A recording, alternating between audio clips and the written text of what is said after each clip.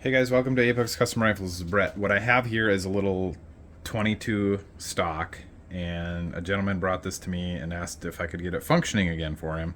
And they want a butt pad put back on here, but this has been like this for a while. There was some electrical tape holding it on, and I believe they did try to glue it at one point in time. The goal here is not to make it look like it never happened. The goal is to make it, put it back on there so it's functional. But I'm going to try to make it look as nice as I can here. So looking at it, we can see there might be a little bit of glue in there at one point in time. I can see there was glue on the screw here at one point in time, and there's some hay and some other junk in there. What I think I'm going to do here first is, I'm not going to get super wild with this. I got a little wire brush on my Dremel here, and I'm going to try and clean this up best I can, and we're going to epoxy it, and then we're going to do a couple things to finish it off. But let's get to doing this. So you gotta be careful not to take off too much wood, because this will easily do that. We're just cleaning up what's there. You can see there's some glue there.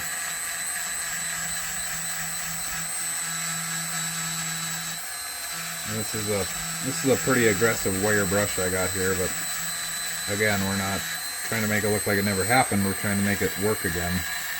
Although it does function just fine, but this is, like I said, cosmetics. And we're going to dig into that glue a little bit there. And that's about it. It doesn't take much to clean that up. Clean up the edges here a little bit. And let's see how we did here. I still got to clean up the bottom side here, but yeah. Looking better already. But I'll clean this side up too.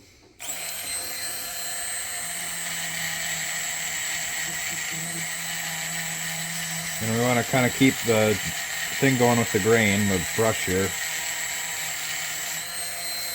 What I'm trying to achieve here is cleaning off this old glue that was on here. A lot of people will end up using wood glue on these, and it's really difficult to get that wood glue off without soaking it in like acetone and scraping it all out of there, and that gets to be a job. So if you're doing like a actual restoration of something where somebody tried to glue it before, the acetone dissolving it all out of there is kind of the only way to go. But it's a very tedious process, and it takes forever to do it. So this is kind of what we end up doing. You can see all that gunk on there. It's getting all that glue melting off of there, along with all the beautiful smell from all the pee from being in the barn for many years. This is the guy said his grandfather bought it and it was out in the barn for years and years and years. So I'm going to finish cleaning this up, and then we'll take a look at it here. This will probably take me another 3-4 minutes to do this. Alright. Get that stuff out of my mouth. There we go. So I'm going to fit this on there, and then we'll take a closer look. Well, so this is about as good as it's going to get. This has probably been like this for a while, and there's a bunch of glue in here, so you're never going to get it to fit back tight in there. But what we're going to do now is I'm going to mix up a bunch of Acryglass, and we're going to put this thing in place and tape it. First thing I'll do is tape all this off so we don't get any overflow where we don't want it, and then we're going to mix up some gel and stick that on there. A lot of guys might say, oh, you should pin that. You know, realistically, if you get a good solid glue epoxy on there and it sticks well and you finish it, it should, there's not really a big breaking point here where it's going to break again. This probably got dropped at some point in time and sheared along the grain line there, and that's probably how it broke. But that epoxy is going to be stronger than the glue around it. So let's set that up. Well, I did decide to go through there and poke a few holes in there, but probably not necessary. And I did tape off around the stock here. And I got my Acryglass. So this is just Acryglass resin. It's not the gel.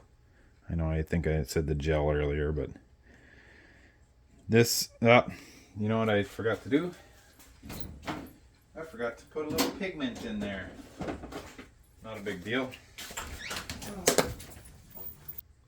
So if you don't know, a good food colorant, cocoa powder. Take a little bit of cocoa powder. You don't need a lot, like that much on a screwdriver. Dump it in there, and that will actually turn your acroglass a brown color. I don't know if you can see it there. It's brown now. And that really doesn't do anything to the strength or anything of the resin by any means. So I'm going to scrape some of this off, and not a big deal if we get a little bit of the uncolored stuff in there. I'll mix it in here a little bit. You try to be as neat as you can when you're doing this, because the neater you are here, the less work you have to do when you come to do everything else. But you also want to get good coverage here, so I'm going to put plenty on this side. That's more than enough. And then on this side, I'm going to put just a little bit on this side, because we already got it globbed on the other side. So just kind of want to coat enough on here to get it to where it's in these holes here, and then it's going to stick when we stick our other side on. And I'm trying to do this without getting all over my fingers.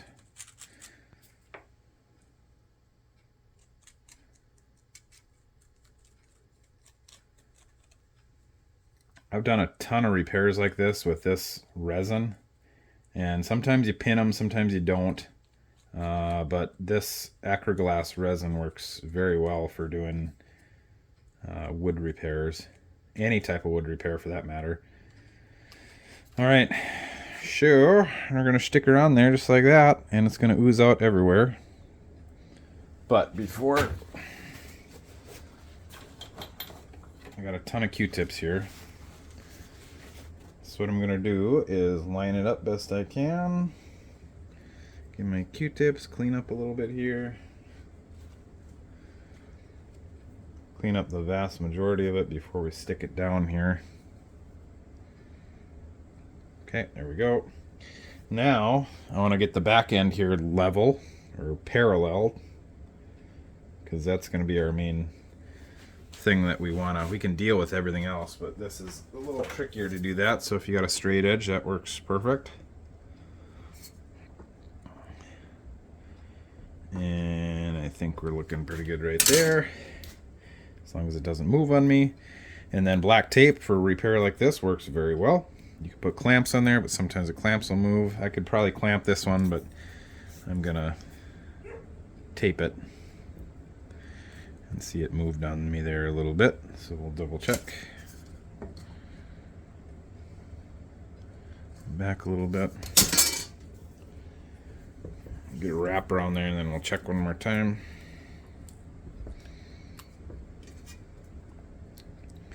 It slid on me.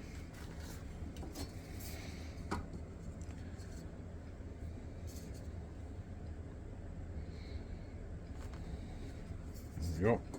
And if it's off a tiny little bit, we can always adjust for that, but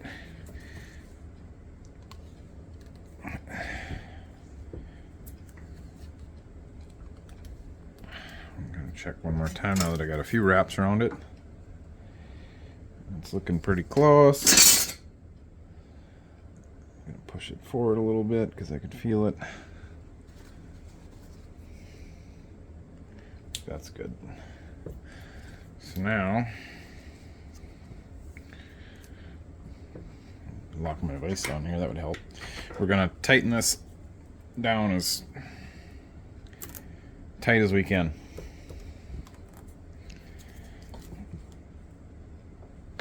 I am failing here with my vise.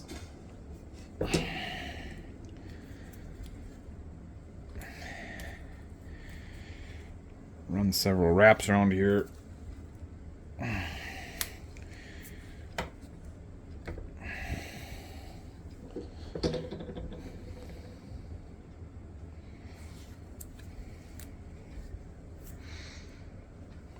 Still looking pretty good there.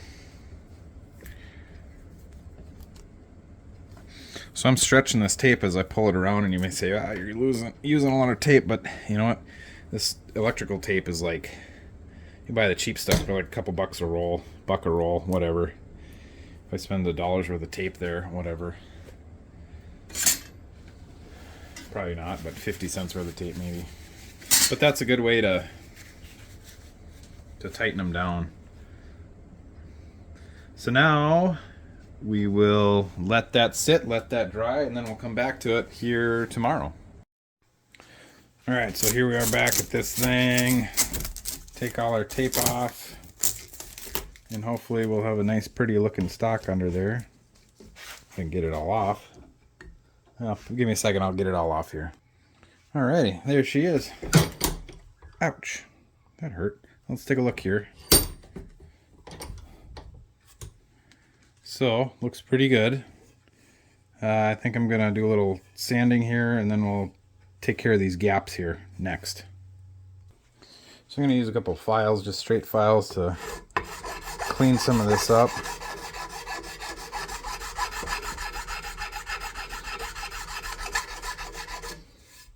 So all we're trying to do here is just smooth off the high spots without taking off. We're gonna of course lose a little color there, but that's not a big deal. We already have a mismatch in the color.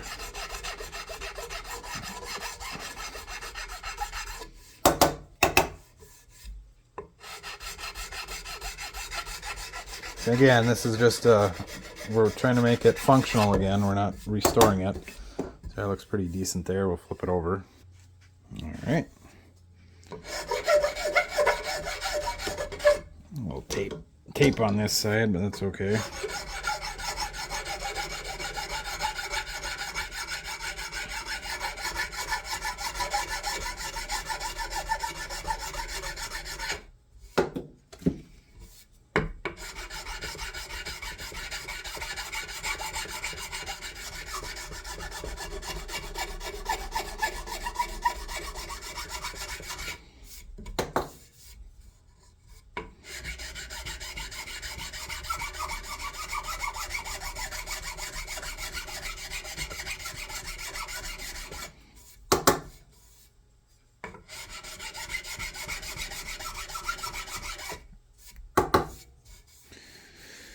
Okay, so I'll take a little bit more down, and then we'll show you the next step. The next step here is I'm just going to fill a couple of these little cracks, and I use this Star Bond medium black. It's super glue basically. It's black super glue, and then an Accelerator. I will leave a link in the description below for this stuff. It's amazing stuff, and it works very well for projects like this. And being that we're going to sand most of this off, it's not going to matter, so we'll try and fill that in best we can. And then we got it stuck in there, so we're going to spray the Accelerator on there. And that should dry it. Cure it nice and quick, just like that. So now it's hard. So now we can go back over.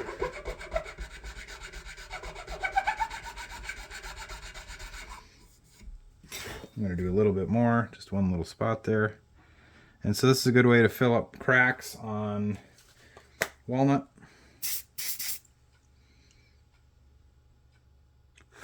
That's a little thick there. Have to give it a second to cure. But good way to fill cracks in sapwood and spots like that. That stuff works amazingly well.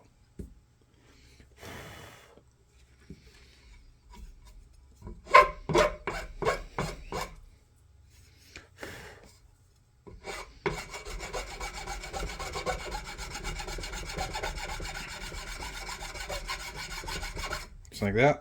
We got that crack, that spot filled. So I'll do the same thing on the other side. Just that one little spot there. Yeah, this stuff is amazing if you never use this Accelerator for super glue. Or whatever they call it. The polycyanoacrylate glue. Oop.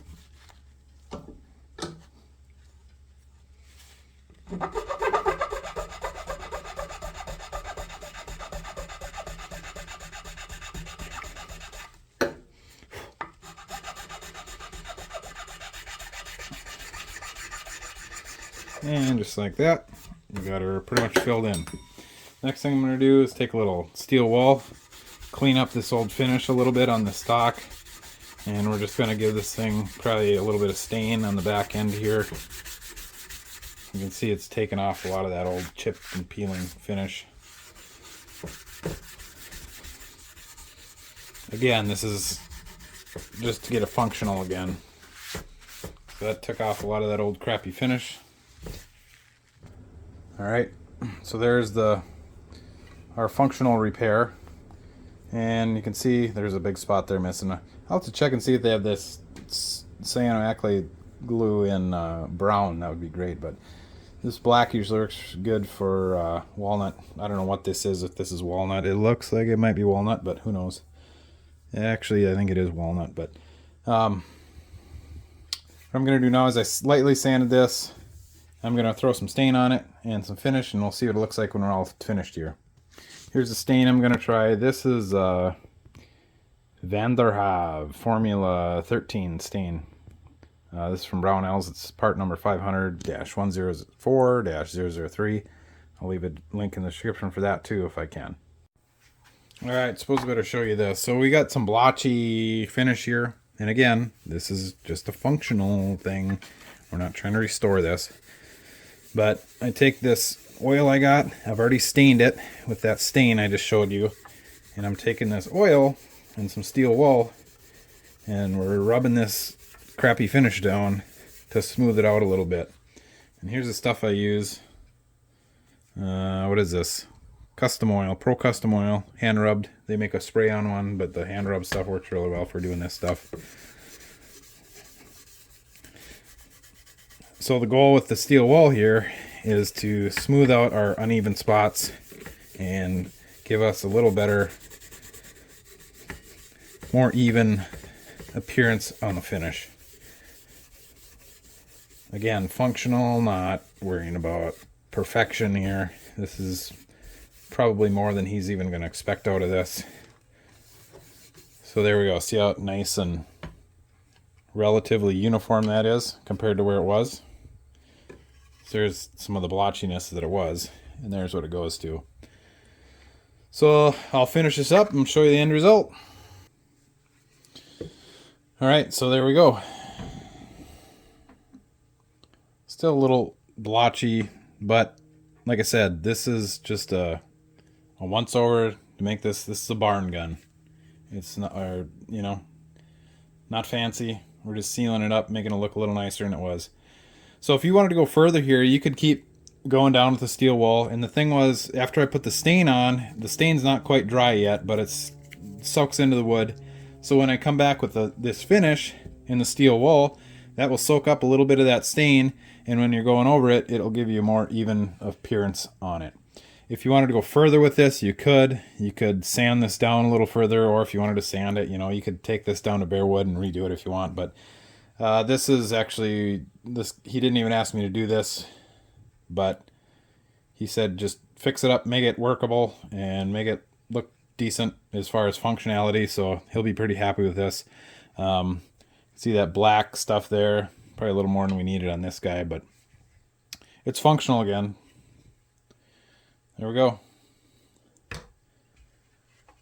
Bringing her back into service.